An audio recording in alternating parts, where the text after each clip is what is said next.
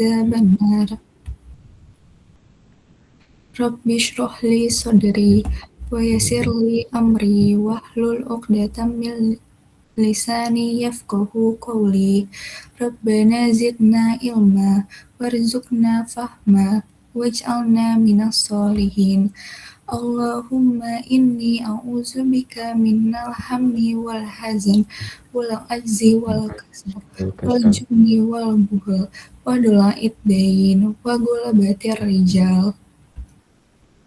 Allahumma anfa'ni bima 'allamtani wa 'allimni ma yanfa'uni wa zidni ilma.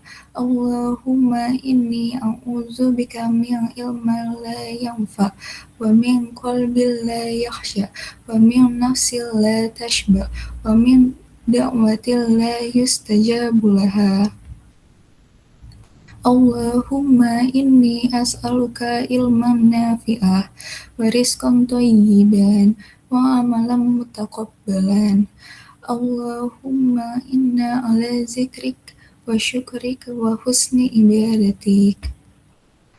Allahumma kfini bihalalika an haramika wa agni bifadlika amman siwak. Allahumma aslih li diniyallazi huwa ismatu amri wa aslih li dunyallati fiha ma'ashi wa aslih li khiratillati fiha ma'adi waj'alil hayata ziyadatan li fi kulli khairin waj'alil mauta rahatan li min kulli syarr.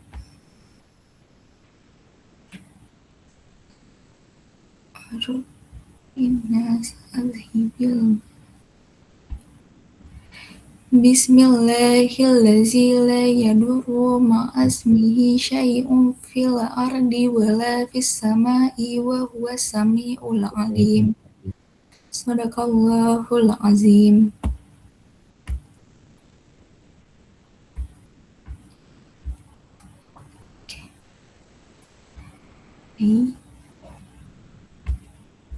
Thank you, terima kasih Lula. Kemarin kelompok berapa? Pertanyaan berapa yang belum selesai dibahas? Kelompok 2. Fatih, Pak. Sampai pertanyaan Fatih. Baik, sebentar. Yang mana itu? Sebentar ya. Oke. Ini. Berapa? Nomor berapa? Oh, ini masih kuis ya? Nah, ini Pak. Oh, tidak dikasih nomor ya pertanyaannya ya? Iya. Tuh agak wow. Cia sudah? Tinggal Fatih saja? Fatih, Hairul, dan Kak Arkan. Oke, saya geser ke sini ya.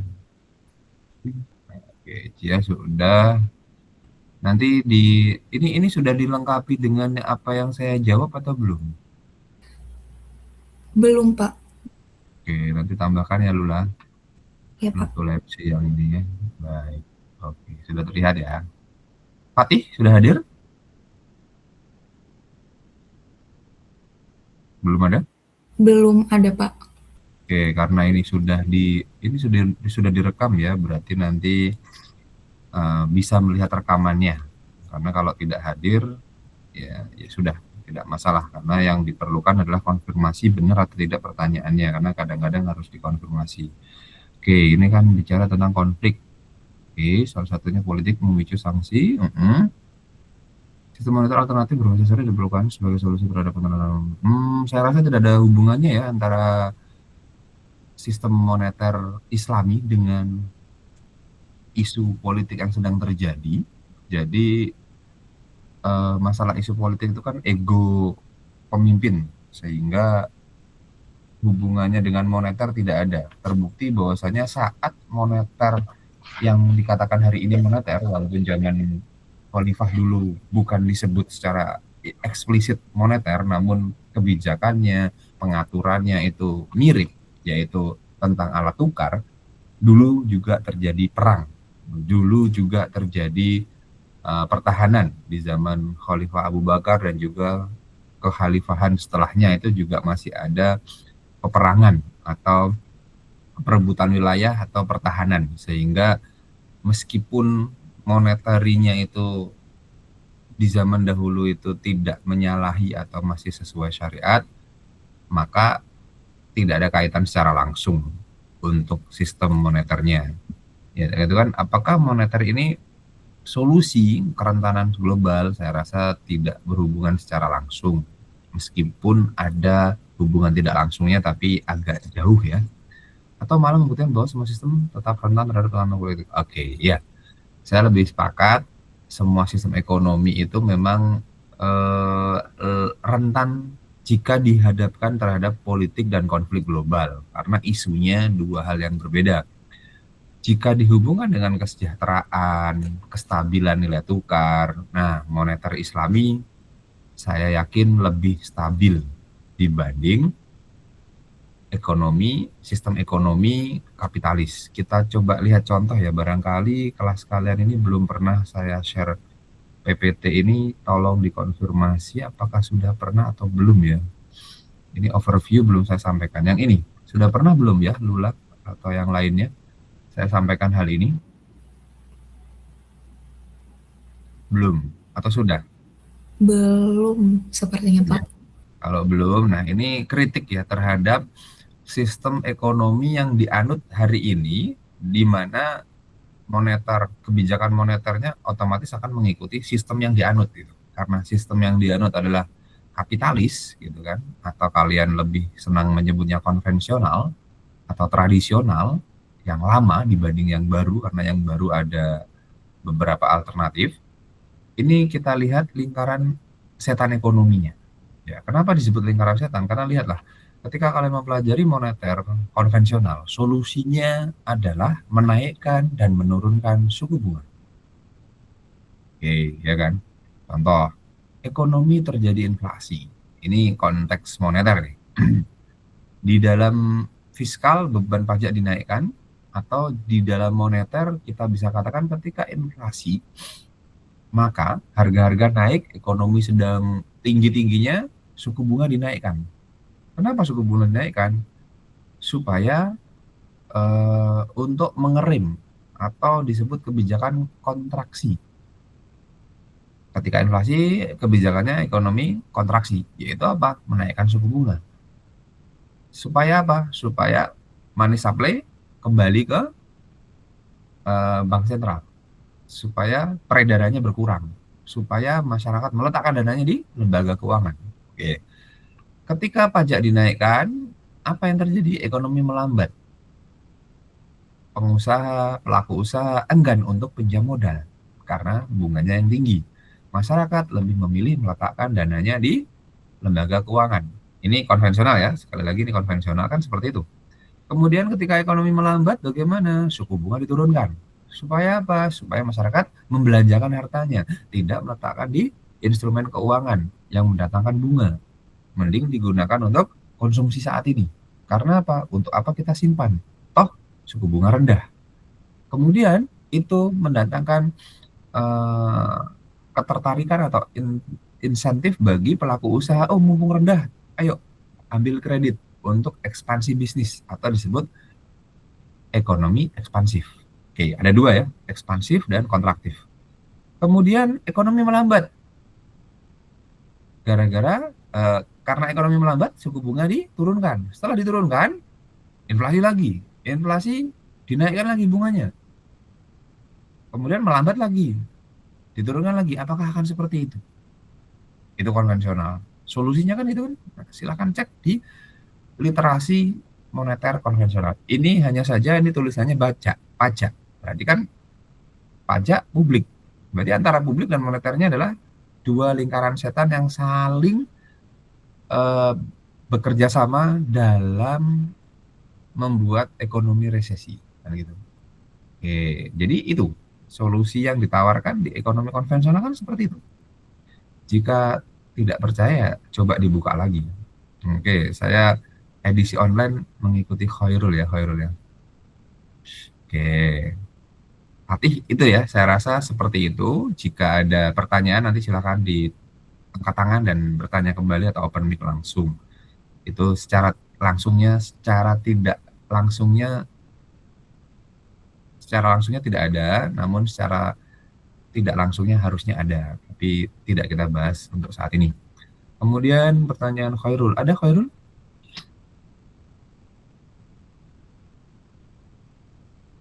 Ada ya? Oke, baik, sebentar. Ini kelas IB, wait. Oke. Alur inflasi di sistem Islam tidak berkesinambungan karena fokusnya ke sektor real. Sebentar, alur inflasi, saya jadi penasaran. Apakah justru karena ini? Khairul, maksudnya alur inflasi tidak berkesinambungan itu maksudnya gimana? Yang kamu maksud tidak berkesinambungan seperti apa ya alurnya ini? Bisa diperjelas?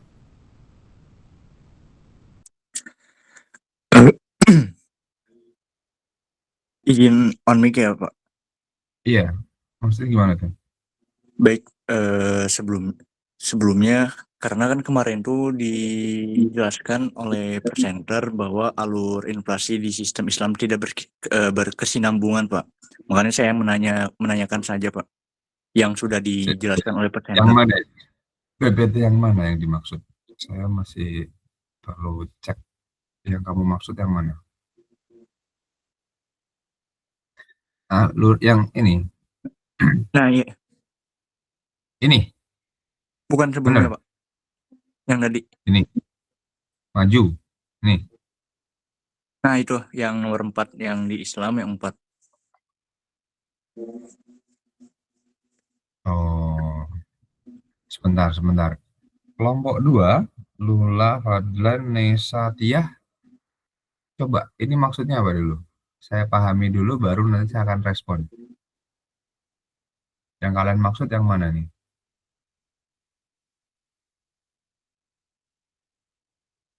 Ya, siapa? Ini siapa nih? Lula, Nesa, Tiah, Fadlan? Mungkin Bentar. Tia bisa bantu jawab. Bentar. Tiba-tiba ada YouTube saya yang auto play. Oke, sudah. Gimana? Siapa ini yang respon? Nisa, Tiah, Fadlan, Lula? Maksudnya ini apa nih? Alur inflasi tidak berkesinambungan ini apa yang dimaksud kelompok 2 dulu?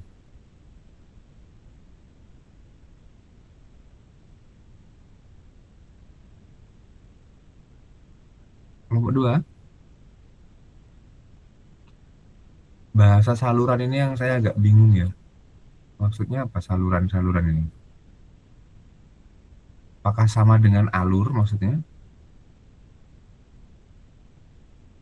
Siapa Lula ini? Yang ini kan? Tia, Pak.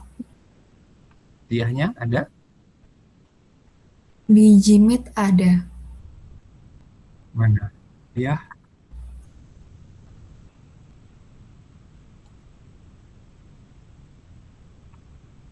Kelompoknya dulu ya, saya cek dulu ya. Ini maksudnya saluran-saluran ini channel atau apa bahasa Inggrisnya? Ini terjemahan kalau lihat dari bahasanya ini.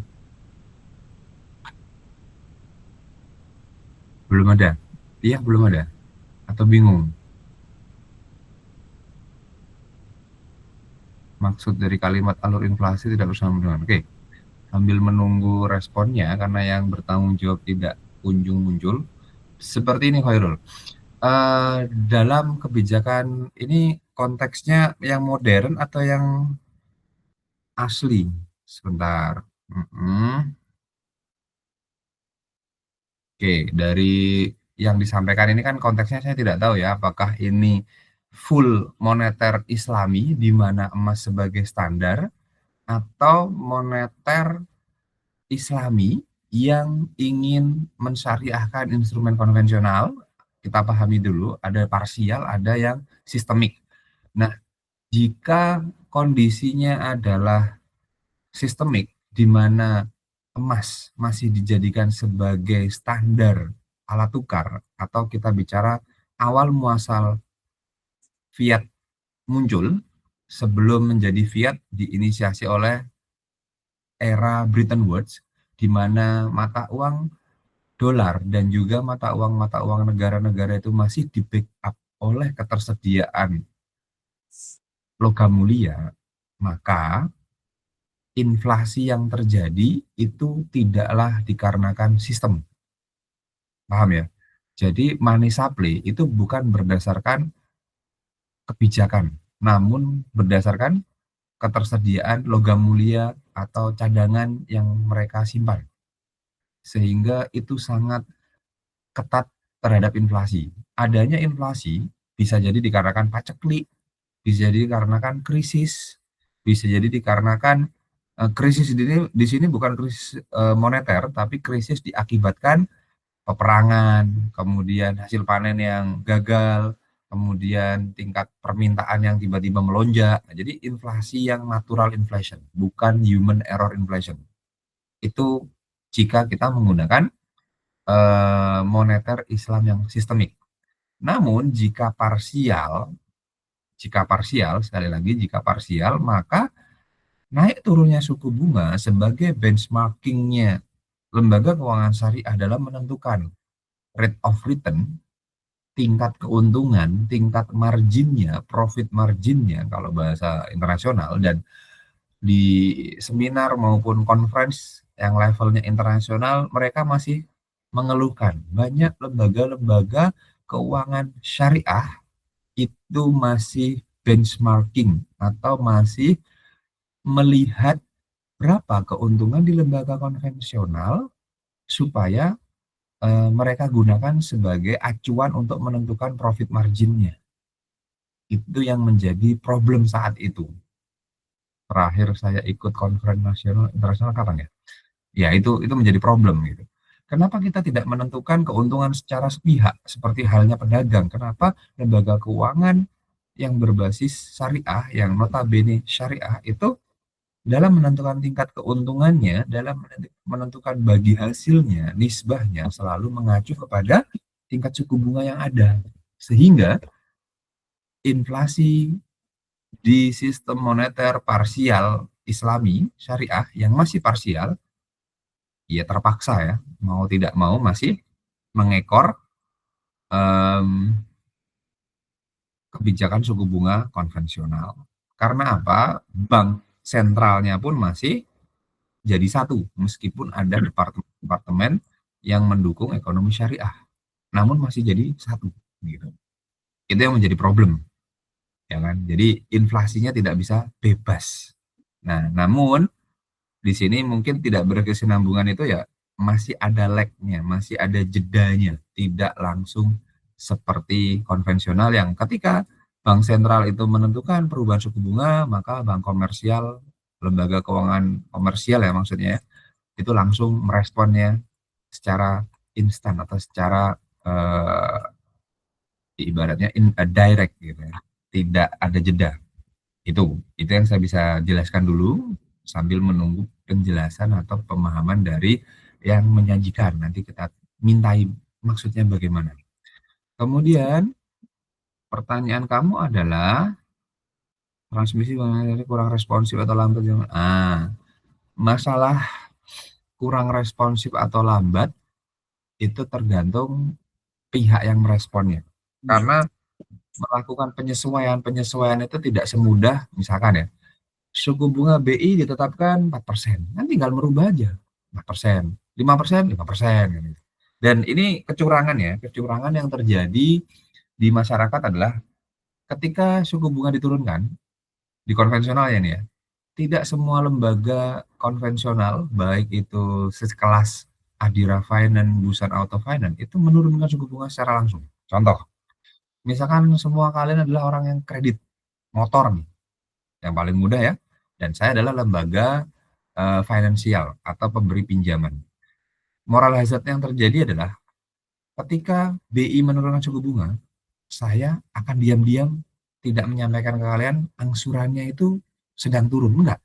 Saya akan ini persepsi saya sebagai pihak financing ya. Saya tidak akan menyampaikan ke konsumen. Karena apa? Waduh, nanti kalau saya sampaikan pendapatan saya berkurang. Tapi ketika BI menaikkan suku bunga dari 4 ke 6, saya akan bilang, Bu, angsuran bulan ini naik ya. Seperti itu. Paham ya maksudnya? Jadi ketika ada kenaikan sangat responsif, ketika ada penurunan, mereka enggan menyampaikan ke nasabah. Kecuali nasabah bilang, loh, suku bunga BI berkurang, kenapa angsuran saya tetap? Kan gitu. Kecuali kalian protes kepada pihak leasing, pemberi pinjaman, di mana kalian kredit. Kan harusnya seperti itu. Di konvensional pun tidak responsif. Di saat naik dia responsif, di saat bunga turun mereka tidak responsif. Itulah kecenderungan manusia. Bagaimana dengan syariah? Di syariah di sini masalah responsif tidak responsif, saya rasa kasusnya hampir mirip ya. Moral hazardnya ada di manusianya. Ketika suku bunga diturunkan gitu, ketika profit rate-nya diturunkan, maka sebagai individu yang suka dengan bagi hasil tinggi, mereka akan tidak menginformasikan. Barangkali yang diinformasikan adalah pihak tabungannya, karena tanggungan untuk memberikan kompensasi turun, maka diinformasikan. Tapi giliran yang dipinjami mereka enggan, karena apa? Ketika diinformasikan, otomatis bagi hasilnya dan lain sebagainya, profit marginnya juga akan berkurang. Itu. Begitu ya, siapa namanya, Khairul. Bisa dipahami terkait hal ini? Atau Baik, masih kurang? bisa Pak. Oke, itu moral hazard yang terjadi di masyarakat. Dan di dalam ekonomi tradisional atau ekonomi konvensional, ekonomi yang modern, notabene modern, karena jika saya bilang ekonomi yang lebih baru itu behavior, ada behavior science, ada behavior economics, itu menganggap, loh, manusia ternyata mengedepankan atau melibatkan aspek psikologis dalam pengambilan keputusannya. Padahal di ekonomi tradisional, di ekonomi konvensional yang baik syariah maupun tidak syariah, itu mereka masih dianggap sebagai rational man. Orang yang sangat rasional, artinya adalah tidak melibatkan faktor psikologis dalam pengambilan keputusan. Nanti silakan dibaca ya, terkait expected utility theory. Jadi tentang teori utilitas, teori rasionalitas, silakan dibaca lagi, di mana asumsi-asumsi yang dibangun itu menganggap manusia sebagai orang yang sangat rasional terhadap harga, terhadap perubahan suku bunga. Kalau kita bicara lembaga keuangan, berarti harga itu adalah harga peminjaman modal atau harga modal itu adalah rate, interest rate. Ya, harga dari jasa keuangan adalah interest rate. Sehingga manusia itu dianggap sama responnya, tapi kenyataannya sepertinya tidak. Sehingga itu layak dikaji di behavioral science. Di ekonomi namanya behavioral economics, dan saya juga mengajar mata kuliah yang berkaitan dengan bidang finansial, yang sangat fokus dengan investasi, tapi ketika mengajar, saya sampaikan, harusnya financial things ini tidak berhubungan saja dengan investment, tapi juga berhubungan dengan how to manage, how to spend, bagaimana cara menghabiskan, membelanjakan, dan how to leverage, bagaimana seseorang itu memutuskan untuk mengambil pembiayaan, kredit, dan juga leverage. Gitu. Seperti itu ya, Khairul. Kita lanjut. Duh, masih ada 2 ya. Benar ya? Ini belum dijawab ya. Siapa namanya? Lula? Ini sudah, Pak. Oh sudah, tapi kemarin masih bingung si Nesa ya yang tanya ya. Bukan. Oh bukan. Ini bukan pertanyaan. Bukan. Ini Oh revisi pertanyaannya ya, ini revisinya itu kemarin. Bentar. Ini sudah berarti. Ini sudah kan? Atau ini yang pertanyaan kelompok 1? Oh, revisi sudah, kelompok Pak. 1. Oh iya. Nanti. Terakhir, itu yang pertanyaan Nesa ke kelompok 1 dan masih bingung maksudnya. Oke. Seberapa besar pengaruh ekonomi terhadap arkan. pertanyaan yang bagus. Pengaruhnya masih kecil ya rekan ya. Pengaruhnya masih kecil, belum besar. Karena jika kita bicara terkait lembaga keuangannya, itu masih kecil. Tapi jika kita bicara tentang pergerakan masyarakatnya yang sadar akan sistem keuangan Islam, itu cukup lumayan. Terbukti dari banyak pergerakan-pergerakan yang bisa diamati. Ada komunitas-komunitas yang sudah sadar akan keuangan Islami. Sehingga, dan terbukti ada, saya belum mengikuti sepak terjangnya, ada 9 haji itu ya. Tanya ke kelompoknya Hilmi barangkali yang lebih tahu, atau kelompok satu yang lebih memahami Arkan. Sehingga seberapa jauh sepak terjang mereka, tapi secara market share, secara agregat, itu belum besar, masih kecil secara agregat. Namun ketika kita mengkajinya case by case, saya menganggap arahnya positif. Banyak masyarakat yang mulai sadar, mulai melek gitu. Dengan apa? Dengan fenomena-fenomena yang berkah atau tidak berkahnya harta dan lain sebagainya. Namun kembali lagi ya, secara agregat masih belum, karena di bukunya Sadono Sukirno, perekonomian itu mengacu kepada aktivitas makro. Kegiatan ekonomi itu mengacu kepada aktivitas mikro, individu dengan individu, perusahaan dengan pekerja, pemerintah daerah dengan masyarakat, itu dianggap sebagai kegiatan ekonomi.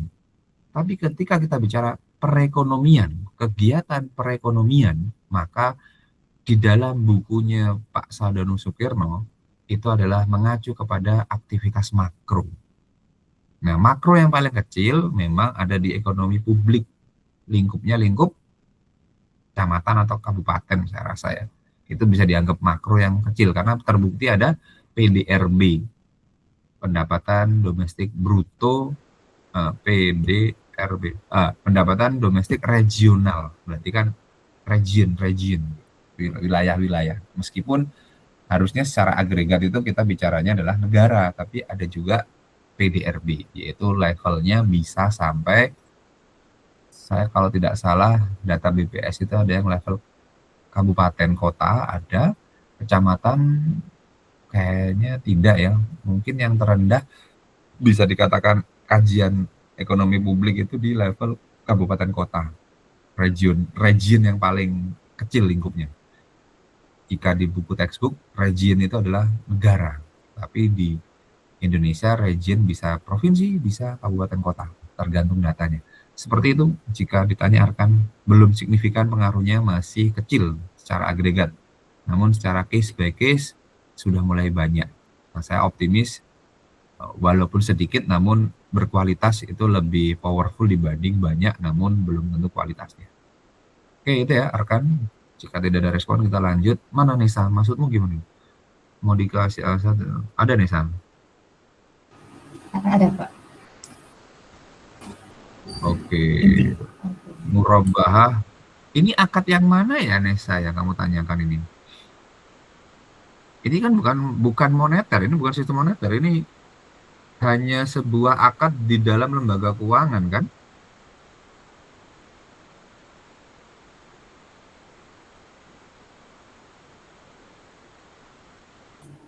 Iya Pak. Pertanyaan mana sih? Sejauh mana? Mengingat tetap terhindar dari risiko.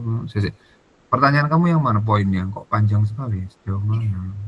Intinya Pak, kenapa sih Pak dari praktik atau implementasinya akad murabah itu di prakteknya itu ada mirip time value of money gitu Pak. Berapa Time konsep value, yang ulang. oke. Iya. Terus. Terus Ini sepertinya bukan murabah yang kamu bahas itu loh. Baik saya bisa baca ajil. dari artikel. Iya, sepertinya yang kamu maksud jika dihubungkan sama time value itu lebih ke baik bisa ajil. Oh iya. Baik apa sih baik bisa ajil itu singkatannya saya lupa ya. Ya itu baik bisa ajil. Jual beli dengan harga yang tertunda, lebih ke sana sih. Terus pertanyaannya, Ya, itu aja sih Pak. oke, Kenapa apakah? masih menerapkan hampir mirip dengan konsepnya konvensional itu? Ya karena ini adalah parsial ya. Parsial itu artinya gini, saya pun juga produk parsial gitu. Jadi ijtihadnya ini yang pro dengan parsial adalah mereka berpandangan kalau kita menunggu idealis kapan akan berubah gitu loh. Jadi itu. Jadi mereka apa yang bisa lakukan terlebih dahulu. Nah, masalahnya kenapa sudah berjalan 20-an tahun, anggaplah kita bicara pertama kali itu di 92 ya, 92, 2002, 2022, 20 tahun lebih lah ya, 20 tahun lebih, sorry, 92, 2002, 2022. Nah, sudah 20-an tahun, mengapa masih nyaman? Gitu. Kenapa masih menggunakan hal yang nyaman dan pertumbuhannya itu sudah mulai melambat? Nah, itu loh. Jadi kalau memang awalnya dulu adalah yang penting jalan dulu, yang penting kita berubah dulu meskipun belum sempurna, bahasanya gitu. Itu argumen mereka. Adapun orang yang kontra adalah percuma. Kenapa kita berubah kalau belum bagus? Nah, ada dua pendapat ya di sini ya. Ada pandangan yang pro dan ada yang kontra. Ibaratnya seperti ini.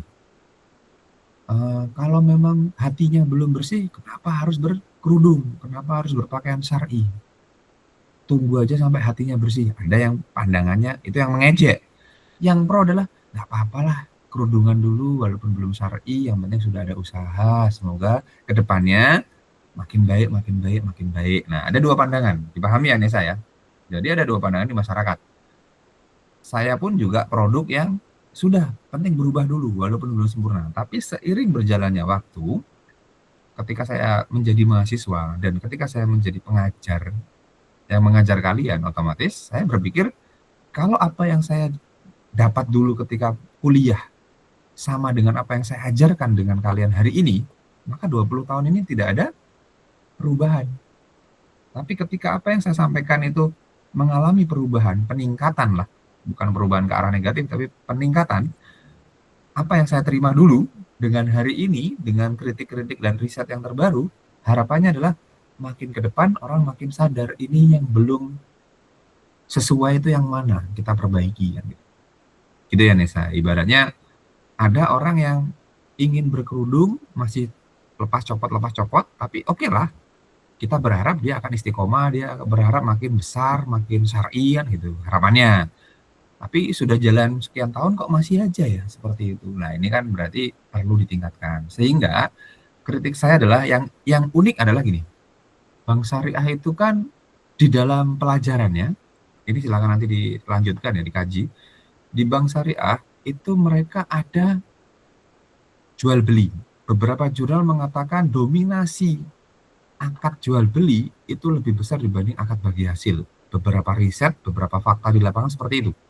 Pertanyaan kemudian, lah ini kan berarti bertentangan dengan Undang-Undang BI. Di mana Undang-Undang BI mengatakan bank itu tidak boleh melakukan aktivitas jual beli. Makanya bank syariah dianggap sebagai akal-akalan, seakan-akan menjual, padahal yang dijual belum dimiliki. Makanya dia kontradiktif antara Undang-Undang BI dengan akad syariah. Di dalam syariah tidak boleh menjual jika belum punya barangnya. Boleh seperti itu ketika memang namanya baik salam. Misalkan saya distributor emas, biasa menjual emas itu. Kebetulan ketika Nesa mau beli, barangnya itu tidak ada, tapi saya biasa jualan itu. Maka saya akan bilang, saya akan pesankan Nesa. Kebetulan stoknya sedang habis. Ketika itu diaplikasikan lembaga perbankan, Nesa beli ke saya tidak punya barangnya, dan pada prakteknya saya hanya memberikan dana ke kalian, murabahah bil wakalah dengan menitipkan itu, berarti kan disebut akal-akalan. Itulah kritik dari mereka yang pahamnya adalah paham fikih, artinya mereka yang memahami secara intinya ada beberapa pandangan gitu. Makanya itu kan kalau mudharabah bil wakalah berarti ketika membutuhkan berjualan. Nah, kenapa seperti itu? Karena ada Undang-Undang BI yang mengatakan bank itu nggak boleh menyimpan aset. Beda kasusnya di Arab Saudi namanya Ar-Raj Bank. Ar-Raj yang kemarin di pertemuan kedua kalau tidak salah saya sampaikan, yang menyumbangkan hartanya sekian triliun itu loh, yang menjadi miskin, yang tidak masuk list Forbes. Karena khawatir dihisap mungkin ya hartanya saking banyaknya. Bank beliau itu misalkan ini, masyarakat itu suka dengan produk let's say Honda atau Yamaha, produk tertentu. Karena masyarakat itu memang suka beli itu, bank itu kulaan.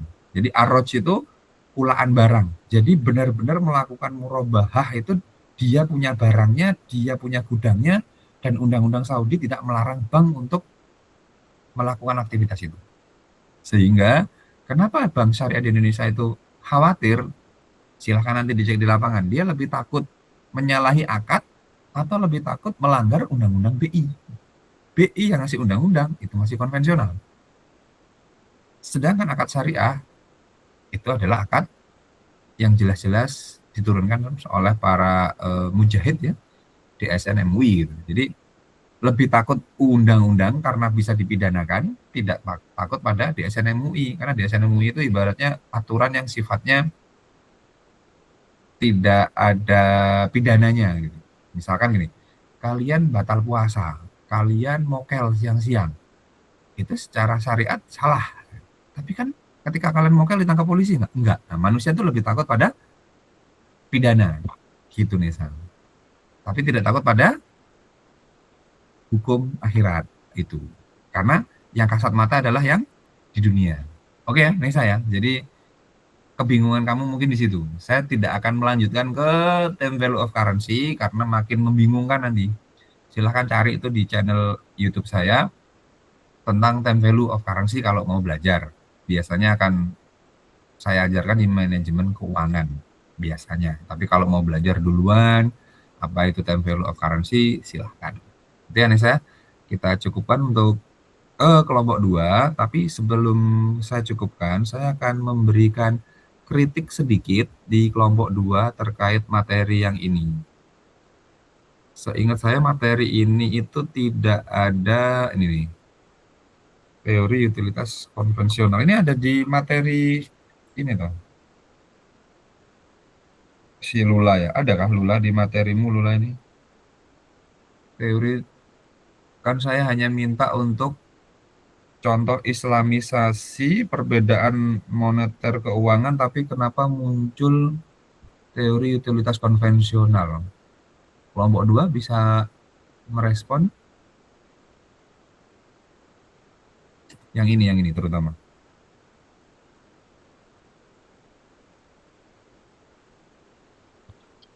Kelompok 2 ada respon? Yang saya maksud ini biar tidak salah. Kenapa muncul ini? Padahal di saat sesi konsultasi tidak ada ini. Perwakilan kelompok 2 ada.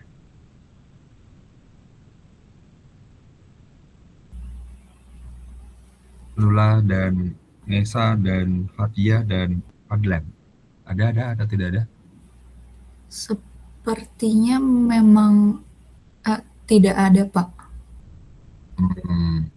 Makanya ketika muncul materi ini saya agak kenapa ini muncul gitu kan. Oke, saya akan tunjukkan yang saya maksud kalau begitu. Biar tidak salah ya. Oke, terkait tingkat kepuasan ini saya kurang setuju ya. Apa yang saya pelajari dahulu itu saya agak bertanya-tanya ketika itu kenapa seperti ini? Ini dia. Nah, sebelum ke sini, nah ini. Jadi ekonomi kapitalisme itu tidaklah ekonomi yang murni dari masyarakat, tapi ekonomi yang terbentuk dari asumsi-asumsi. Contohnya ini. Jadi kalau dikatakan ekonomi kapitalis itu saintifik, ternyata secara kronologinya tidak. Diawali oleh pandangan-pandangan Adam Smith dan kalau kalian belajar pemikiran ekonomi yang umum, belajar ya, ada mata kuliah pemikiran ekonomi saja, pemikiran ekonomi, bukan pemikiran ekonomi Islam. Itu berarti kan semuanya kualitatif. Adam Smith, Saint Thomas Aquinas, Karl Marx, itu kan semuanya pandangan ekonomi kapitalis atau ekonomi konvensional yang sangat kental dengan pandangan-pandangan ekonominya. Kemudian dari pandangan-pandangan itu terbentuklah sebuah sistem ekonomi kapitalisme berdasarkan theoretical framework-nya mereka, para ahli yang diklaim ahli kan gitu. Kemudian dari pandangan-pandangan itu, dari pengajaran-pengajaran itu terbentuklah sebuah masyarakat. Oh, bahwasanya kita dalam berekonomi itu harus seperti ini, harus seperti itu. Setelah terbentuk masyarakat ekonomi itu teratur. Keteraturan ekonomi, kemudian sudah teratur, dikaji secara ilmiah. Nah, disinilah pengklaiman bahwasanya ilmu ekonomi itu ilmiah karena sudah diterapkan masyarakat. Tapi yang jarang diceritakan adalah keteraturan perilaku masyarakat ini adalah ada doktrin-doktrin tersebut yang mendahulunya. Kemudian diklaimlah, oh ini teori karena dipraktekkan oleh masyarakat. Dikaji secara statistik, dikaji secara matematis, muncullah ilmu ekonomi kapitalisme. Nah, kemudian diklaim sebagai meramalkan problem ekonomi. Ini di buku ada, saya gambar ulang dengan model yang agak sedikit berbeda sesuai dengan bentuk PPT. Ini ekonomi kapitalisme. Jadi tidak murni dari perilaku masyarakat, tapi berangkat dari pandangan-pandangan terlebih dahulu. Nah, bagaimana dengan Islam? Ya, pandangan-pandangannya adalah pandangan-pandangan para filsuf, para imam madhab, para sahabat kan itu. Bahkan Nabi pun ada namanya di dalam usul fiqh itu, kalau kalian ingat, al-urf itu bisa menjadi hukum. Kebiasaan setempat itu bisa menjadi sumber hukum kan itu. Nah, proses terbentuknya ilmu ekonomi dan islamisasinya bagaimana? Ini dia. Jadi seperti ini konvensional ya. Perilaku konsumen, muncul teori, mekanisme pasar, ilmu ekonomi mikro, permintaan agregat, pasar. Nanti ada di buku.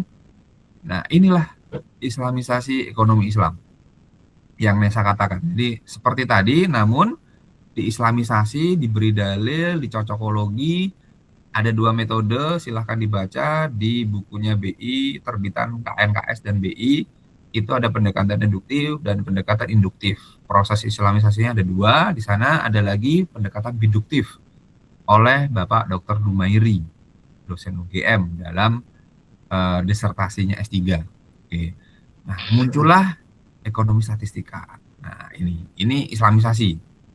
Pertanyaannya, apakah islamisasi ini sebuah solusi? Nah, silakan nanti kita kritisi atau kaji bersama-sama. Nah, adapun yang saya inginkan, yang ini, yang Lula. Mikro itu bagaimana? Nah, perilaku konsumen Islami, muncul teori permintaan Islami, perilaku produsen Islami, teori peranan Islami, muncullah ilmu ekonomi mikro Islami. Harapannya seperti itu. Harapannya. Ketika sudah terjadi islamisasi, pengajaran tentang konsumsi Islami, produksi Islami, harapannya akan terjadi masyarakat-masyarakat yang melakukannya. Nah, kita kaji, kita analisis, kita adakan riset di komunitas-komunitas itu, harapannya akan muncul agregat. Nah, kalau kita bisa katakan secara agregat di mana? Ya komunal itu bisa agregat gitu kan. Nah, ini ya. Yang ideal seperti apa? Yang ideal ini. Nanti ada di buku. Saya menambahkan, jika tatanan masyarakat ekonomi Islam sudah terjadi, kemudian ada problem, berarti ada godaan setan. Ada faktor X atau syai'un bisa X itu kan syai'un, nanti saya share ya. X itu kenapa ada X dalam bahasa Inggris, X dan Y. Y itu adalah variabel yang dipengaruhi, X adalah yang mempengaruhi, atau syai'un yang mempengaruhi sesuatu. Makanya X and Y. Dan X itu berasal dari syai'un. Nah, syai'unnya apa? Ya ini, godaan syaitan kan gitu. Nah, jadi seperti itu. Yang saya maksud ini ya Lula ya, yang ada di buku itu, bukan yang kelompok 2 tampilkan. Adapun kritik di kelompok 2 yang mumpung ditampilkan dan disampaikan, kemarin tidak salah yang menyampaikan ini Fadlan, catatan saya seperti itu, semoga tidak salah ya. Ada Fadlan di sini, saya mau minta pertanggungjawaban Fadlan. Ada nggak dia? Tidak ada, Pak. Tidak ada ya, semoga nanti rekamannya. Itu ketika Fadlan menjelaskan, saya bertanya, ini paham apa tidak yang dia bicarakan? Jangan-jangan dia hanya meniru babego atau burung beo. Kenapa? Loh, ini menyampaikan tapi kayaknya, karena apa? Orang menyampaikan paham dengan orang menyampaikan tidak paham itu beda. Ketika dia menyampaikan, saya amati kok bingung gitu. Dia aja bingung. Kayak kita coba amati kurva ini ya. Saya mengkritik, oke lah, Bapak Andi Warman itu guru saya. Tapi kita kritik, kalau kondisinya halal dengan halal, utilitas, ini kan apa bedanya dengan konvensional? Misalkan, X adalah pakaian, Y adalah makanan. Apakah sama kalian mengkonsumsi sejumlah pakaian halal lebih banyak dibanding makanan halal, dengan pakaian halal sedikit, makanan halalnya lebih banyak? Itu mendatangkan kegunaan atau kepuasan yang sama tidak? Karena ini utilitas konsepnya kepuasan, maka saya gunakan kepuasan. Kalian memiliki kepuasan yang sama atau tidak? Coba dijawab. Barangnya sama-sama halal. Alokasi anggaran kalian untuk pakaian itu anggaplah 10. Makanan 10. Gitu. Dengan pakaian 5 atau pakaian 2, makanan 50. Sama nggak rasanya? Daya gunanya? Coba dijawab ya. Saya rasa pasti beda. Tapi kita dipaksa untuk mau belanjakan di sini hartamu atau belanjakan di sini itu memiliki nilai guna yang sama. Ya nggak bisa. Bagi perempuan mending pakaiannya banyak dibanding makan banyak. Bagi laki-laki bisa jadi lebih baik saya makan banyak. Pakaian itu aja nggak apa-apa.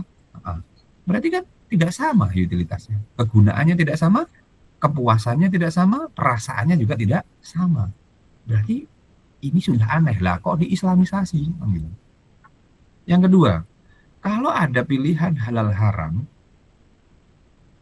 coba saya tanya Lula, kamu akan memilih haram atau halal semua? Halal semua, Pak. Berarti garisnya kan ya lurus gini toh. Kalau ada pilihan halal haram, kecuali kita tidak tahu apakah itu halal, apakah itu haram. Bisa jadi kurvanya kayak gini. Artinya apa? Kalau kurva yang ini berarti kelihatan ya gambarnya. Semakin, loh ini kalau digambar ya, kalian kalau sudah belajar matematika ekonomi, titik-titik ini menggambarkan apa? Semakin banyak makanan halal dikonsumsi, makin banyak haram yang dikonsumsi. Apa gitu? Kan lucu ya. Paham kan? Di sini itu artinya apa? Haramnya segini, halalnya segini. Loh, kok bisa gitu? Itu semenjak saya mahasiswa itu bertanya-tanya. Tapi karena saya butuh lulus, ya sudah. Saya menjelaskan apa yang ada di buku. Tapi dalam hati, bingung. Kalau ada halal haram, pasti milihnya ya halal semua dong, Pak. Gitu. Harusnya milihnya halal semua. Dan ini terjadi bolehnya, seingat saya di buku itu ditulis, terpaksa. Ya, kalau kita tinggal di Palestina, makan kucing, nggak ada makanan lain, boleh untuk bertahan hidup. Masalahnya kita berada di negara yang aman, gemah limpah, roh jinawi. Makanan yang tidak haram itu lebih banyak dibanding yang haram. Kenapa kita harus mengkonsumsi sesuai dengan kurva ini? Kan ini kurvanya ngawur. Ini kurva kondisi yang perang, kondisi yang tertindas. Tapi kalau kondisinya bebas seperti saat ini, masa iya kita mau milih yang haram gitu? Yang ini juga sama. Oke ya, penjelasannya gimana? Kok ada haramnya gitu? Harusnya ya lurus di sini. Andai pun mau dibuat kurva, saya lebih sepakat kurvanya ini. Semakin kita meningkatkan konsumsi halal kita, semakin berkurang potensi kita untuk mengkonsumsi barang-barang subhat. Anggaplah ini bukan haram tapi subhat. Atau enggak, ini ke atas haram, ini ke bawah subhat. Semakin kita mengurangi, memperbanyak konsumsi halal kita, potensi kita mengkonsumsi barang haram akan makin berkurang. Pada titik tertentu, ketika barang halal itu dikonsumsi makin banyak, maka potensi mengkonsumsi barang subhat makin berkurang. Sehingga titik idealnya ada di sini, gitu. Bukan terus kemudian ini tuh sama aja di segala titik, enggak. Di sini adalah ideal, di sini enggak. Karena masih ada kontaminasi dengan barang-barang yang subhat. Sayangnya saya tidak mengajar ekonomi mikro Islam lagi, jadi agak apa ya? Agak berbeda gitu ya. Jadi jangan sampai salah memahami buku, jangan ditelan mentah-mentah tapi ditelaah, pesan saya itu. Makanya jika memang ada kurva seperti itu, pilihan halal haram, pastinya kita akan milih yang halal loh. Kecuali kita berada di kondisi yang ada barang halal dan ada barang yang belum tersertifikasi halal, tapi tidak bisa katakan barang itu mutlak haram, bisa jadi masih abu-abu atau subhat. Oke, itu kelompok 3, silahkan ditanggapi dulu pertanyaannya, nanti akan saya tambahkan. Jika cukup kita ke kelompok 4. Oke, kelompok 3 bisa ditanggapi dulu.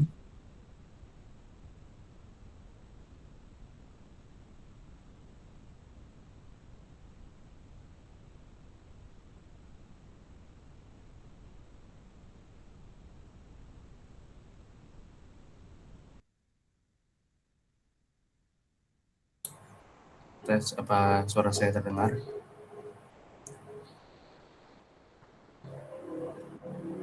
Ya, terdengar.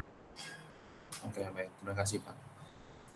Baik, sebelumnya kami dari kelompok 3 akan menjawab tanya jawab dari sesi yang minggu lalu. Saya akan menjawab pertanyaan dari Zidan. Pertanyaannya, dulu kan kita menggunakan dinar dan dirham. Mengapa sekarang banyak negara menciptakan mata uangnya sendiri, padahal fungsi uang sama dinar dan dirham itu sama, yaitu sebagai alat tukar, satuan hitung, dan penyimpan nilai. Nah, jadi untuk jawabannya, secara singkat ini mengenai tentang fleksibilitasnya, yaitu dari emas dan juga fiat money. Nah, seperti yang waktu itu udah pernah dijelasin juga pas presentasi ya, kalau jumlah emas ini tuh sangat terbatas di dunia gitu, sedangkan ekonomi kita ini tuh tumbuhnya cepat. Nah, kalau kita misalkan pakai emas, sedangkan suplai uang ini nggak akan cukup buat memfasilitasi perdagangan yang luas gitu. Jadi itu bisa memicu kelesuan atau deflasi di ekonomi. Nah, secara teknis pun uang kertas atau digital ini juga jauh lebih efisien dibanding emas. Yang itu kayak mudah dibawa, terus mudah disimpan juga, dan bisa dipecah ke nominal yang lebih kecil, sama kayak kemarin logam mulia gitu kan. Nah, secara hukum Islam, mayoritas ulama kontemporer ini juga sudah sepakat kalau mata uang fiat money ini itu sah selama diakui pemerintah atau legal tender dan masyarakat itu sendiri. Nah, jadi yang paling pentingnya itu dalam Islam itu bukan bendanya terbuat dari apa, tapi fungsi sebagai alat tukar yang adil dan tidak dimanipulasi seperti itu. Apakah dari Zidan cukup menjawab?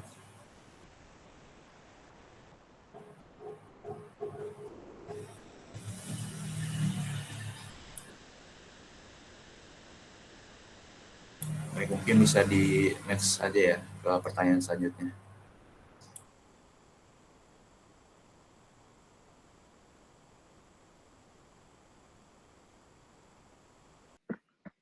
Oke, izin menjawab pertanyaan dari Hafiz, kelompok 4. Jadi pertanyaannya, jika gold standard diterapkan, bagaimana sistem tersebut dapat merespon krisis ekonomi yang memerlukan ekspansi moneter dan peningkatan likuiditas secara cepat? Jadi dalam sistem gold standard itu, jumlah uang yang berada di suatu negara kan harus didukung oleh cadangan emas yang dimiliki. Nah, artinya pemerintah atau bank sentral itu tidak bisa secara bebas mencetak atau menambah jumlah uang beredar tanpa adanya tambahan cadangan emas. Nah, permasalahannya itu muncul ketika terjadi krisis ekonomi. Dalam kondisi krisis, pemerintah kan biasanya perlu melakukan ekspansi moneter seperti menambah jumlah uang beredar atau meningkatkan likuiditas di pasar agar aktivitas ekonomi itu bisa kembali berjalan dan perekonomian menjadi lebih stabil. Namun dalam sistem gold standar, kebijakan tersebut menjadi lebih sulit dilakukan karena penambahan uang kan harus tetap dikaitkan dengan jumlah uang emas dengan jumlah emas yang dimiliki negara. Nah, jika cadangan emas tidak bertambah, maka bank sentral akan kesulitan meningkatkan likuiditas meskipun kondisi ekonomi sedang mengalami tekanan. Nah, karena keterbatasan inilah, sistem gold standard sering dianggap kurang fleksibel dalam merespon krisis ekonomi dibandingkan sistem uang fiat yang memberikan ruang lebih besar bagi bank sentral untuk mengatur jumlah uang beredar sesuai dengan kebutuhan perekonomian. Apakah dari Hafiz cukup menjawab?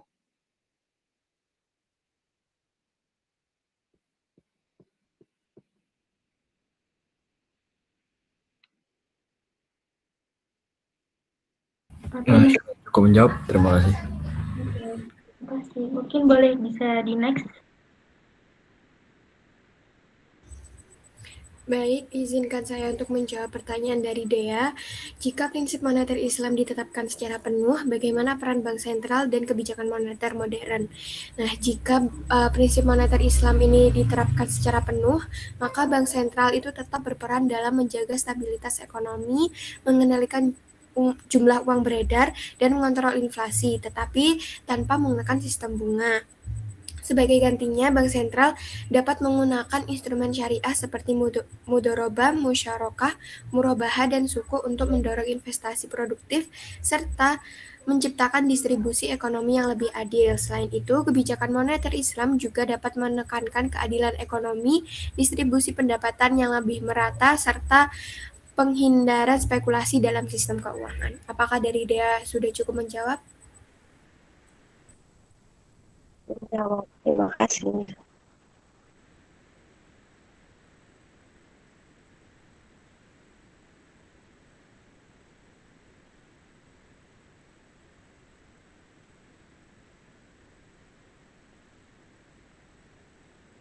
Sudah, berarti 3 aja.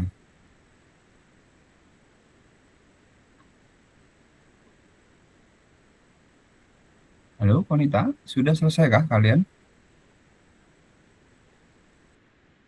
Sudah, Pak. Berapa pertanyaan? Ada 6. Oh, sudah dijawab semua? Oh, belum, baru 3. Ya, silakan ditanggapi semuanya dulu ya. Oh, iya, Pak.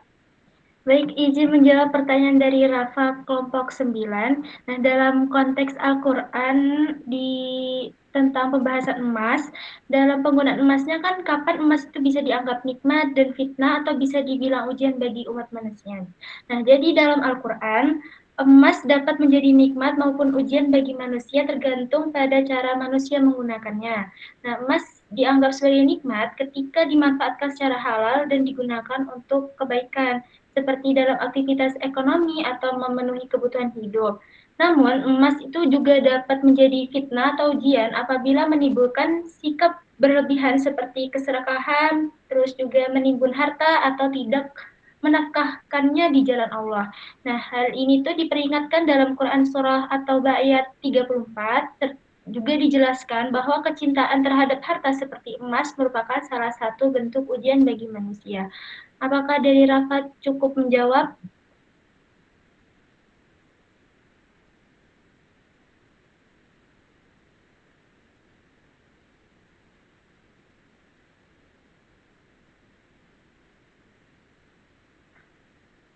Oke, mungkin boleh di next saja.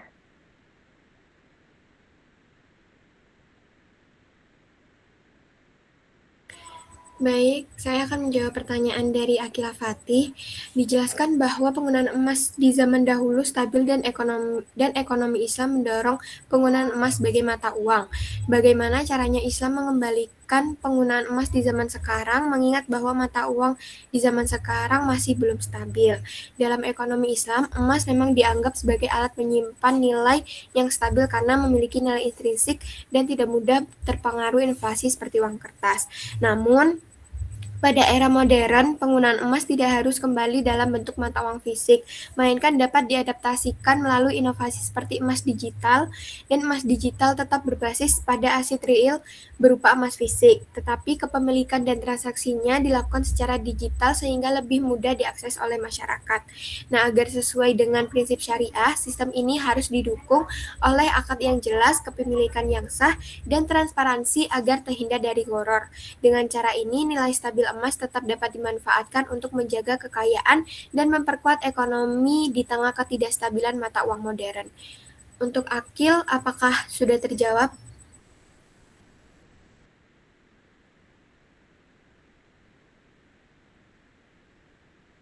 Mungkin bisa di next.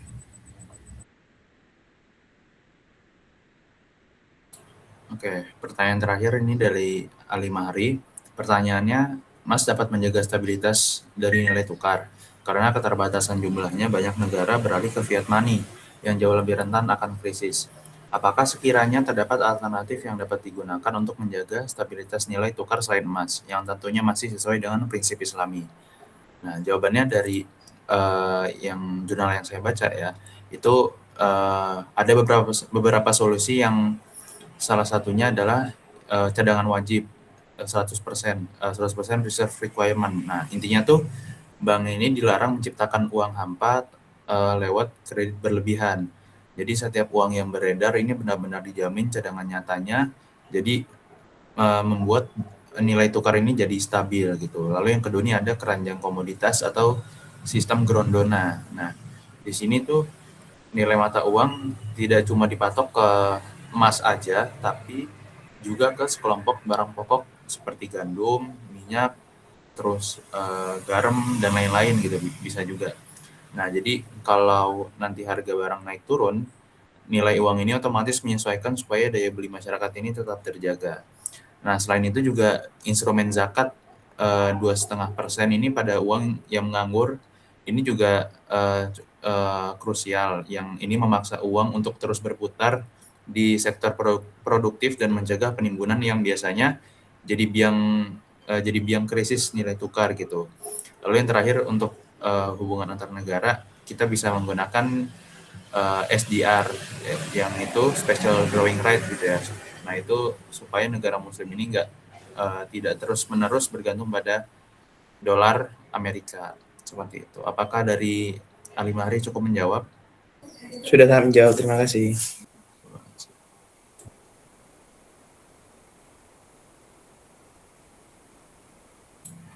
Untuk sesi tanya jawab sudah selesai, Pak.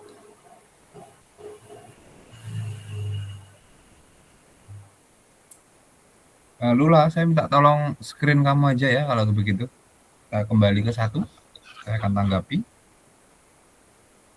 Terima kasih kelompok 3. Nah, sebelum saya menanggapi, ini ada coba dicatat untuk pemahaman bersama untuk menggambarkan ilustrasi sistem moneter berbasis bunga itu ternyata tidak rasional secara nalar akal. Coba kalian catat ya, seandainya kita berada di satu pulau tersendiri, saya sebagai bank sentral, karena di kelas IA sudah saya jelaskan, di IB sepertinya belum, diasumsikan kita berada di satu wilayah pulau tersendiri, terisolasi dari dunia luar, atau bahasanya ekonomi tertutup, atau closed economy, tidak ada ekspor impor. Pencetakan mata uang di negara itu dilakukan oleh saya pribadi selaku bank sentral, ibaratnya gitu. Masing-masing dari kalian mendapatkan 1 juta rupiah. Let's say 1 juta rupiah dengan bunga 10%. Ini kita lihat tidak rasionalnya, keanehan dari sistem ekonomi yang konven ya. Misalkan kalian mendapatkan 1 juta dengan bunga 10%, pertemuan berikutnya, tanggal berapa pertemuan berikutnya itu ya? Tanggal 31, itu anggaplah sudah 1 tahun. Silahkan dijelaskan, dijawab dulu, apakah kalian bisa mengembalikan pokok plus bunganya 10% tadi di tanggal 31, jelaskan bagaimana kronologinya, bagaimana ceritanya. Jika jawabannya bisa, dan jika jawabannya tidak bisa, jelaskan juga apa alasannya, mengapa tidak bisa. Oke? Bisa dipahami soalnya? Untuk dipikirkan nanti kita bahas di tanggal 31. Jadi asumsinya kita berada di satu pulau, tidak ada pencetakan mata uang selama 1 tahun ke depan, fix yang kita cetak hanya 1 juta dikali jumlah kalian, jadi peredaran mata uang di wilayah tersebut, di wilayah yang kita diami itu ya sebanyak itu, tidak ada mata uang baru. Oke, dan kalian dikenai bunga 10%, maka bisakah mengembalikan? Jika bisa, bagaimana kronologinya? Jika tidak bisa, mengapa tidak bisa dan bagaimana ceritanya? Oke, gitu ya. Untuk memudahkan game teori. Kalau bukan Steve Nash. Siapa? Nash Equilibrium itu siapa ya ilmiah namanya, kok saya lupa ya. Filmnya difilmkan. Kalau kalian tidak pernah mempelajari teori itu, tidak pernah mempelajari atau membaca pemikiran itu, maka menonton film Beautiful Mind pasti bingung. Tuh, saya lupa. John Nash apa Steve Nash ya? Pokoknya Nash Equilibrium. John Forbes Nash, Pak, kalau nggak salah. Apa? John Forbes Nash. John Nash ya, Nash Equilibrium namanya. Ya, penyanyi John Nash. Ya, John Nash. Oke, itu ya, nanti silahkan ditonton tuh. Ini saya mengadopsi cara berpikir beliau dalam game ini. Oke, kita lanjut. Ahmad Zidan ada orangnya? Tidak ada respon. Oh ada. Oh, Zidan Basir. Ya, dulu kan kita menggunakan ini. Oke. Kita pahami dulu, ini dinar dirham yang ditanyakan Zidan yang mana? Ada dinar dirham syar'i, ada dinar dirham yang tidak syar'i. Yang mana Zidan yang kamu tanyakan? Yang syar'i. Yang syar'i. Kapan loh kita itu menggunakan dinar syar'i? Saya sejak lahir sudah pakai fiat money. Kita yang mana? Mana Zidan ini? Dulu kan kita yang mana nih? Dulu. Bukan kita ya, saya hidup pun sudah fiat money kok, saya ingat saya. Oke, di zaman dahulu,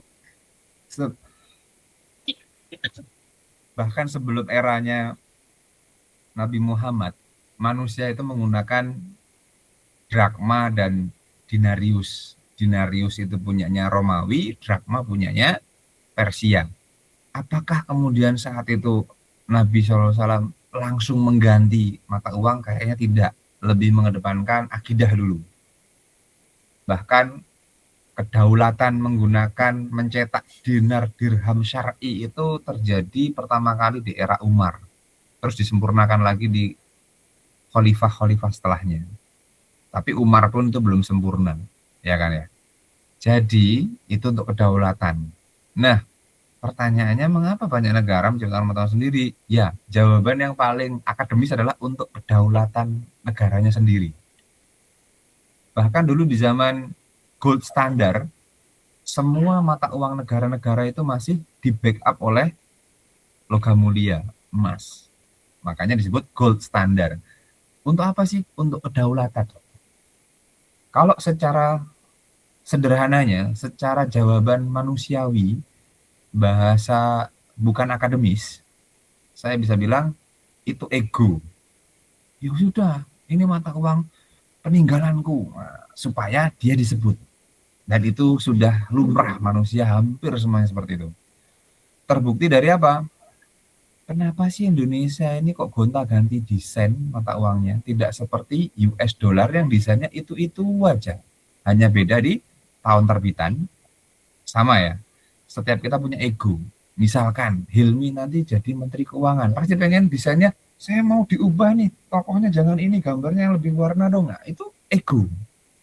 Atau bahasa bahasa lebih halusnya itu kedaulatan. Nah, bahasanya gitu. Jadi untuk kedaulatan sendiri. Pertanyaannya adalah kenapa kalian ketika main di time zone apa itu permainan-permainan mereka mencetak koin sendiri? Kenapa nggak pakai rupiah aja?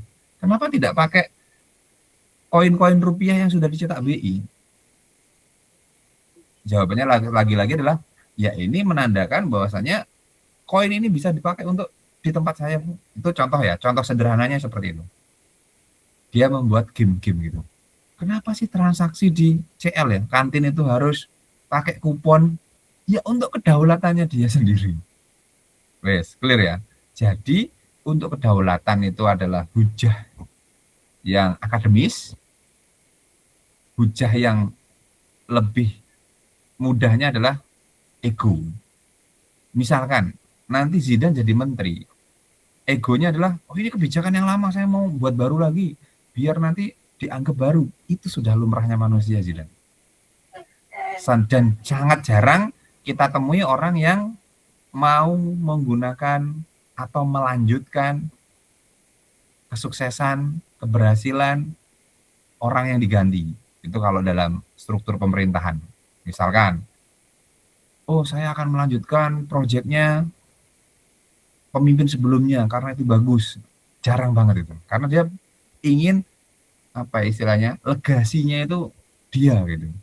Nah itulah penyakit manusia dan itulah yang terjadi di keilmuan Barat di mana menutup-nutupi era keemasan Baghdad. Tapi sebagian masih mengakui, tapi mayoritasnya kan tidak. Nah, dan bagaimana teladan Nabi? Ternyata Nabi ketika datang tidak langsung memperbarui mata uangnya, ya sudah emas perak ini nggak salah. Namun emas perak ini kan miliknya orang asing, akhirnya dicetak ulang di zamannya khalifah dan kekhalifahan Islam setelahnya. Karena fokusnya Nabi adalah memperbaiki akhlak umat dulu, bukan fokus sama alat tukar. Alat tukarnya sudah oke kok, kita pakai aja gitu. Gitu ya. Jadi mengapa sekarang banyak menciptakan mata uang sendiri? Ya barangkali seperti itulah. Untuk kedaulatan gitu. Padahal fungsinya kan sama. Beda sama negara tetangga kita. Timor Leste, dia tidak punya kedaulatan mata uang, akhirnya dia pakai dolar Amerika untuk transaksi sehari-harinya. Ada beberapa negara yang seperti itu, berarti kan legowo, gitu. Artinya dia mau menerima mata uang lain untuk transaksi. Oke, clear ya? Saya rasa itu bisa di next. Lula, semoga selesai kelompok 3, ada pun sisa nanti kelompok 4. Hafiz, ada Hafiz?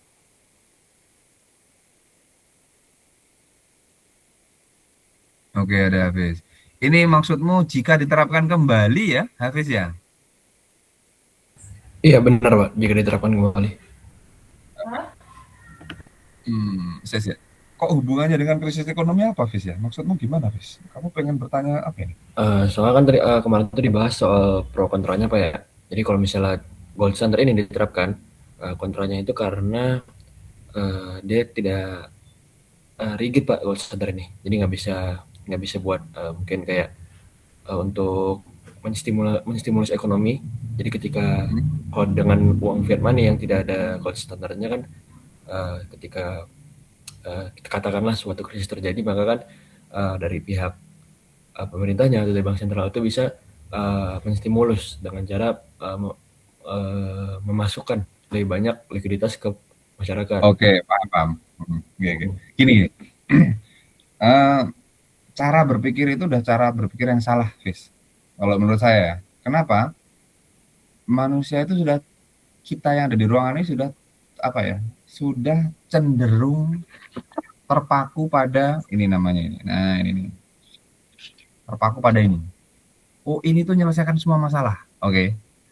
Padahal kalau kita sadari, ketika ini menjadi alat stimulus, di satu sisi cadangan emasnya itu tidak bagus, kita akan tenang sesaat. Oh, aman, aku sudah punya dana. Kan stimulus tuh. Stimulus kan? Anggaplah misalkan satu ruangan ini saya kasih 10 juta. Secara psikologis, kalian akan merasa apa? Tenang, aku dapat 10 juta. Jangka panjangnya, ketika tidak ada emas yang dicetak, jangka panjangnya, setahun ke depan, harga-harga akan melonjak. Itu yang dilupakan manusia. Dia akan mendapat efek psikologisnya senang. Contoh, kalian nanti gaji pertama let's say 5 jutaan. Meningkat ke 10 juta, 2 kali lipat. Ketika perekonomian itu stagnan, apa yang akan terjadi? Otomatis harga-harga akan melambung tinggi. Masyarakat pahamnya adalah aku dapat, kita dapatnya ini gede. Tapi lupa konsekuensinya jika perekonomian itu stagnan, jika cadangan emas itu tidak ada, efeknya hanya psikologi sesaat. Oh iya, kita seneng likuiditas, ada dananya, ada duitnya, pegang, tenang. Tapi kita lupa, ini tanda kalau harga-harga mau tinggi. Jadi, ini kan direkam ya, nanti saya letakkan di YouTube. Ketika ada sinyal kenaikan gaji di kalangan Universitas Brawijaya gitu, saya meresponnya gini, kenapa kok dinaikkan gajinya? Apa akan ada kenaikan harga-harga sehingga dosen-dosen pegawai dikompensasi dengan bayaran lebih? Saya malah nggak senang loh naik gaji itu, karena ada indikasi melemahnya mata uang terhadap komoditas. Itu ilusi. Perhatikan aja wes. Ya, perhatikan aja. Kecuali saya ambil langkah naik gaji langsung saya belikan emas. Loh, emasnya sudah naik melambung tinggi duluan sebelum gaji naik kok. Gitu. Jadi ketika ada gaji naik, ketika orang yang sadar moneter, dia akan, bukan dia, saya pribadi akan berpikir, kenapa gaji dinaikkan? Ada apa ini? Apakah akan ada perubahan? Apakah nilai rupiahnya akan makin melemah? Justru di Arab Saudi sana, dari dulu sampai sekarang, silahkan nanti dicek faktanya, 1 mineral water itu 1 rial. 1 rial. Dari 10 tahun yang lalu sampai hari ini 10 rial. Nah, lebih enak mana? Gajinya tetap, dapat barang tetap, gajinya naik, dapat barang tetap. Kan hanya efek psikologis. Paham ya? Kita oke, likuiditas. Nah, pertanyaannya kemudian adalah, kenapa sih orang-orang sibuk menggantikan rupiah dengan ini? Karena orang-orang kaya menjadikan emasnya sebagai perhiasan, sebagai furniture, sebagai alat makan. Sehingga seharusnya emas dan perak itu yang dijadikan alat tukar dan beredar, itu dipakai oleh mereka-mereka yang kaya sebagai perhiasan. Alasannya itu. Kalau mau dipakai semua, toko emas itu nggak sah, yang pakai perhiasan perempuan, tidak perlu ada gelas. Kalau dulu ya, kerajaan itu kan minumnya menggunakan piring emas, gelas perak, perhiasan-perhiasan di orang-orang kayanya atau istana-istana kerajaannya menggunakan emas. Nah, itulah yang menjadi problem. Makanya ada sebuah fikih, tidak boleh makan minum dalam bejana yang berbuat dari logam mulia. Karena apa? Iya, itulah dipakai untuk mereka, digunakan untuk menumpuk-numpuk. Sebenarnya kalau itu diedarkan, disebarluaskan, insya Allah nggak akan terjadi tuh namanya inflasi diakibatkan oleh human error inflation.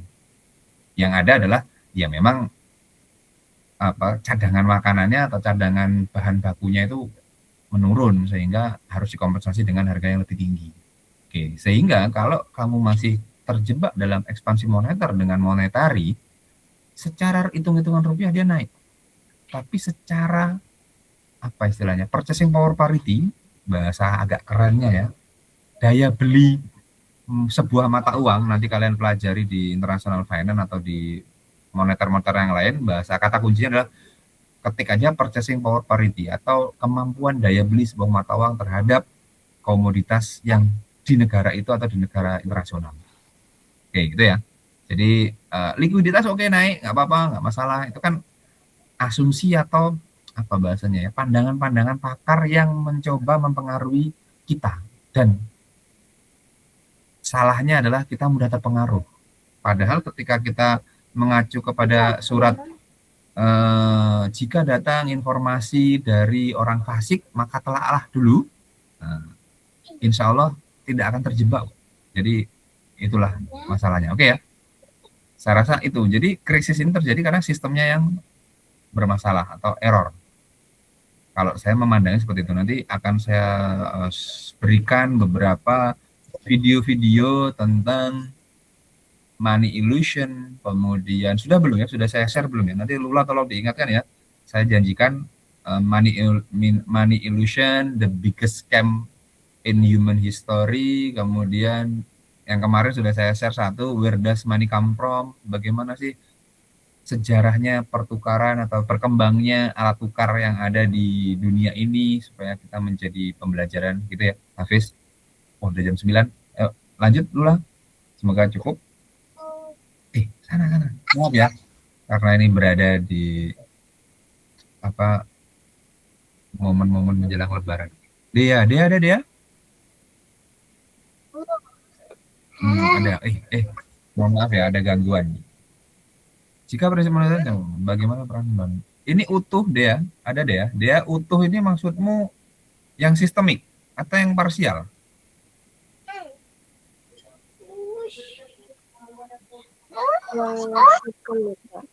Yang sistemik.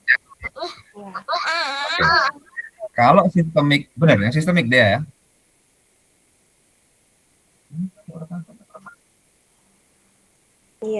Iya. Iya, yang sistemik. Oke. Jika sistemik, maka bank sentral tidak ada dia, akan digantikan oleh Baitul Mal. Jadi moneter dan kebijakan fiskal itu jadi satu kesatuan. Moneter modern tidak ada. Kenapa bahasa Arabnya bank itu banku atau bak nun kaf bank? Karena memang tidak ada dalam bahasa Arab bank. Jadi dalam bahasa Arab pun menjadi banku. Seperti di bahasa Arab kan tempe, nggak ada. Tempe kan berasal dari Indonesia ya tempe. Itu kan sebuah nama. Masa dia di bahasa Arab kan jadi dia kan nggak juga. Nah, itu sebuah kata. Ketika di bahasa Arab kan berarti bank itu bukan berasal dari Arab silsilahnya itu bukan dari Arab. Memang itu bahasa yang murni dikembangkan oleh Yahudi, Rothschild. Sehingga monetary itu kalau diterjemahkan bahasa Arab juga monetary. Berarti istilahnya bukan dari bahasa Arab. Tapi memang pure murni lahir dari Barat. Bentar ya.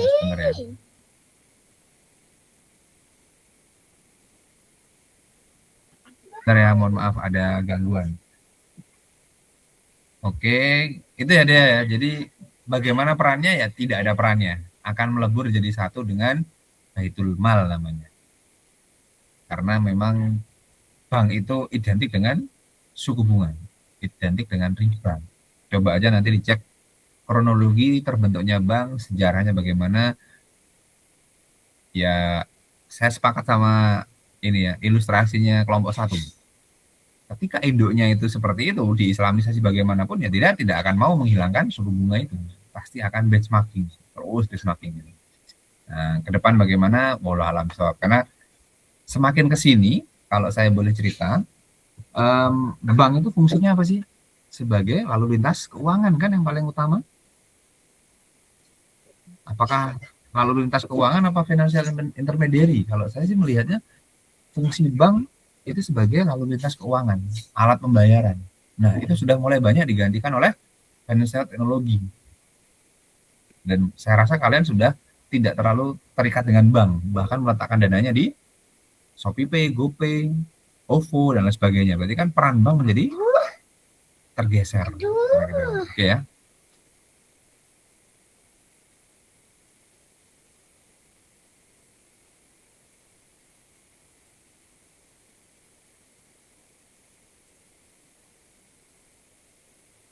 Oke, bisa di next, Lula. Mohon maaf ya, di sini ada bayi-bayi nih. Berapa pertanyaan? 6 ya Lula ya? Iya Pak. Oke. Rafa ada orangnya? Atau tidak ada? Rafa keluar Zoom Kak. Pak. Zoom? Ini bukan Zoom, ini Jimit Pak, maaf. Kelompok 3, Fatih, Safa, Konita. Bisa dijelaskan maksud pertanyaannya ini? penggunaan emas, kapan emas dianggap nikmat itu maksudnya gimana? Oke, Aiko. Kelompok 3 menangkapnya gimana? Yang mana ini? Boleh digeser ke Al-Quran tersebut yang dimaksud Rafa itu yang mana?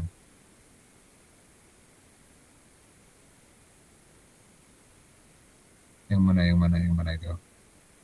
Kok dia mengquote Al-Quran tersebut itu yang mana?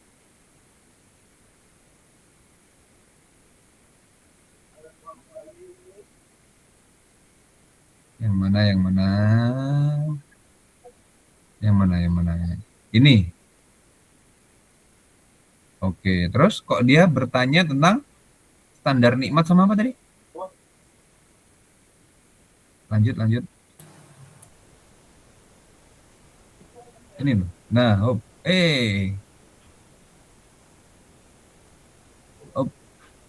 kapan emas dianggap nikmat dan fitnah? Maksudnya gimana itu? Saya agak bingung. Karena orangnya tidak ada dan kalian tadi tidak mencantumkan ini kan?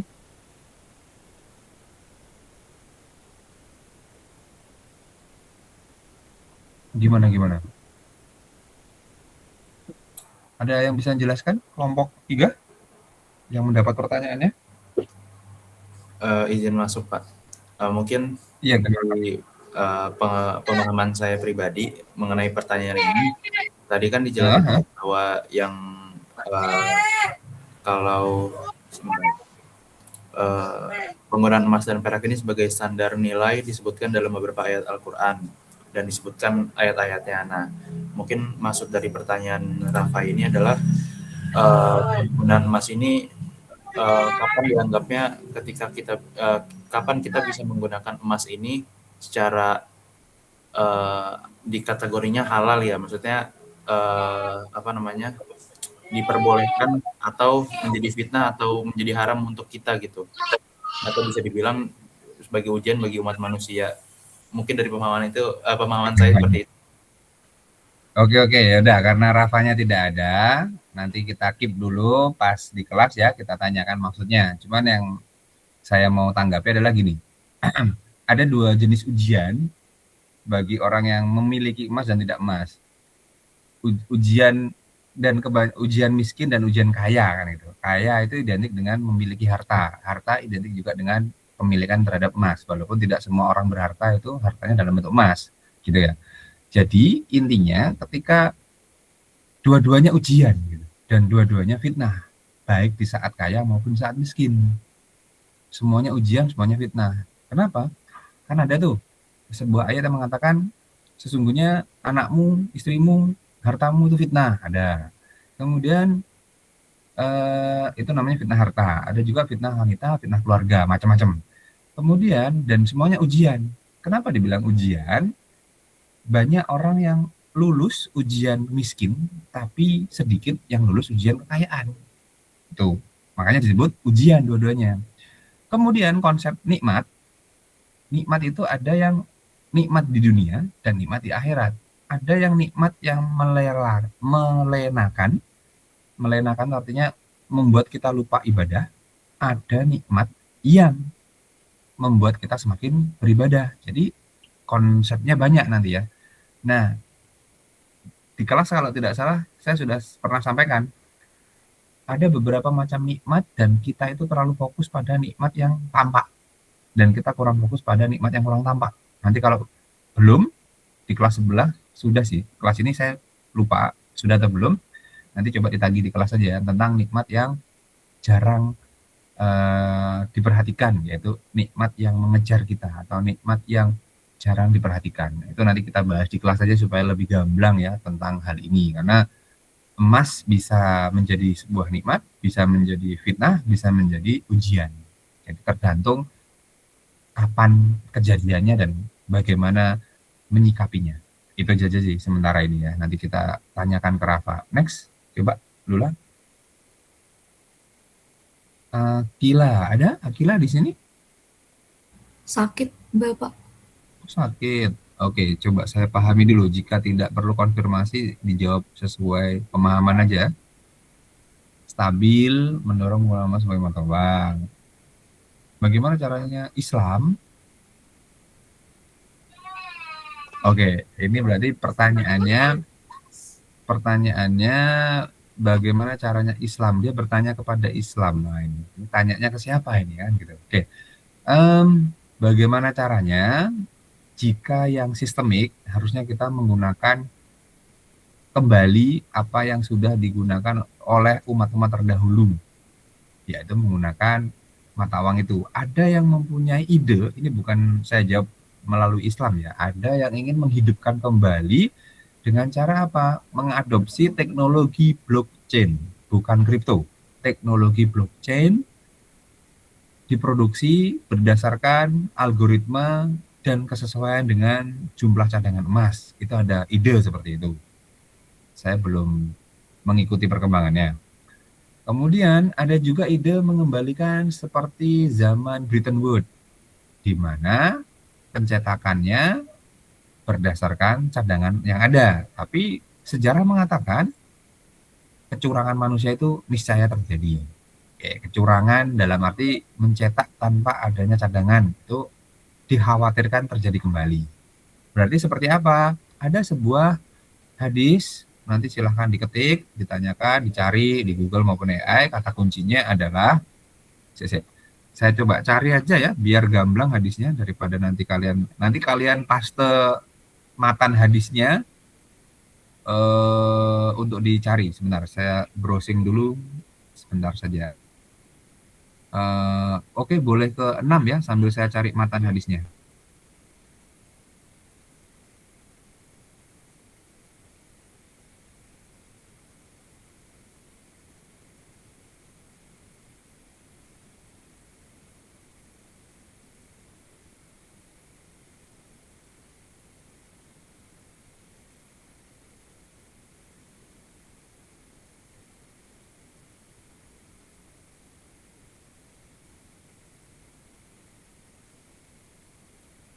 Oke, ini sudah ketemu matan hadisnya ada 2. Jadi ada sebuah nubuat Nabi, sebenarnya ini tentang apa ini?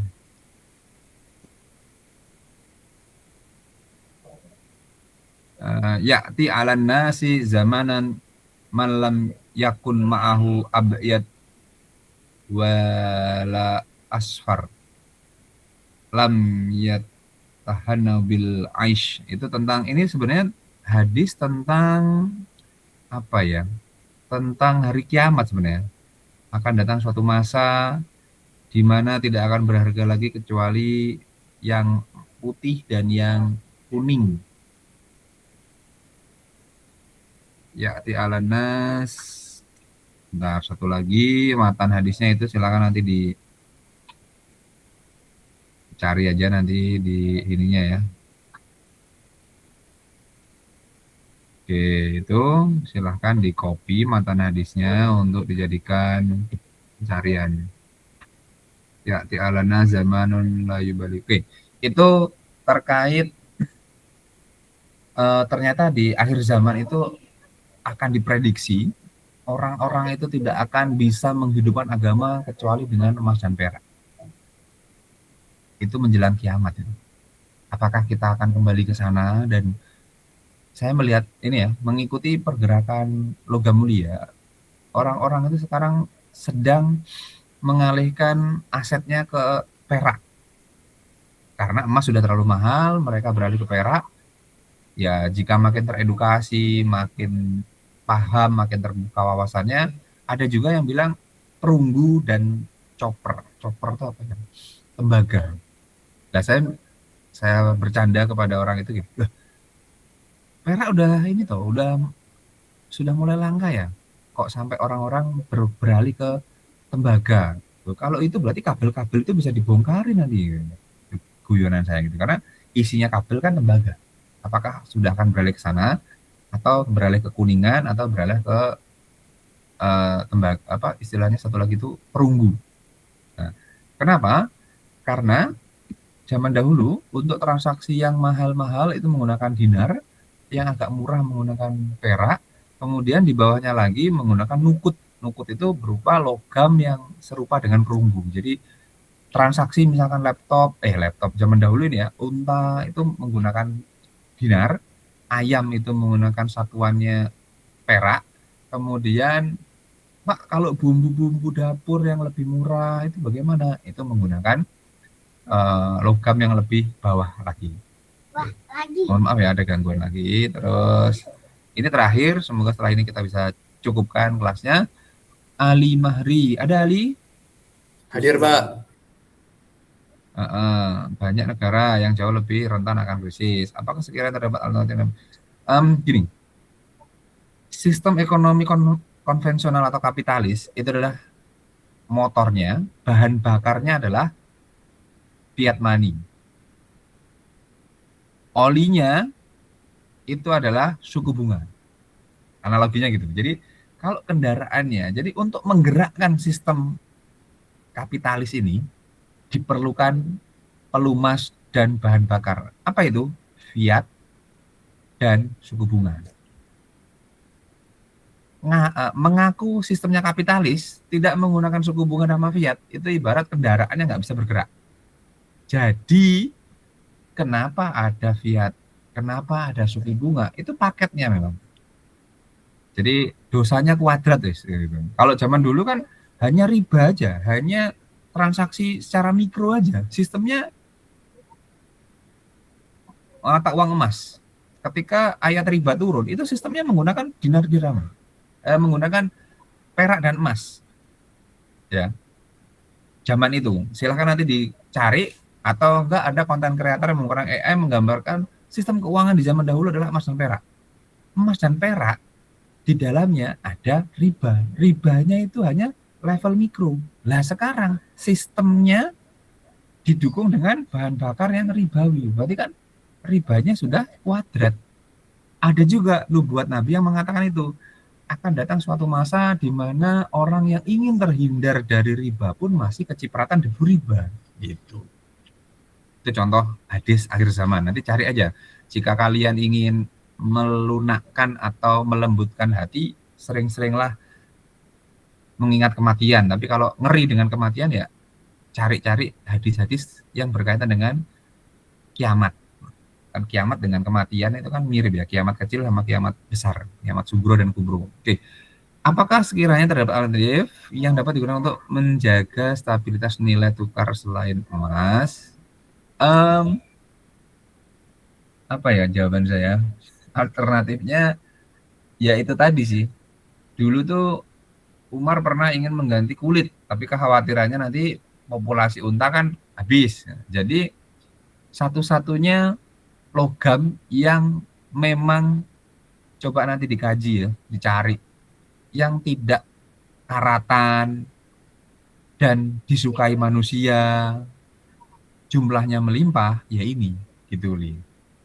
Pak, kalau palladium gimana? Waduh, coba dilihat aja. Seberapa banyak sih jumlah palladium? Karena emas ini kan tidak dilebur kembali lagi, dibakar nggak bisa hilang, dibuang ditemu orang kan gitu. Dilebur dengan suhu yang panas dia balik lagi. Dia anti karat, kemudian tidak berbahaya bagi manusia. Jadi karakteristiknya itu sangat unik gitu loh. Dan besi, emas, logam itu kan kalau tidak salah berasal dari luar angkasa, bukan dari bumi.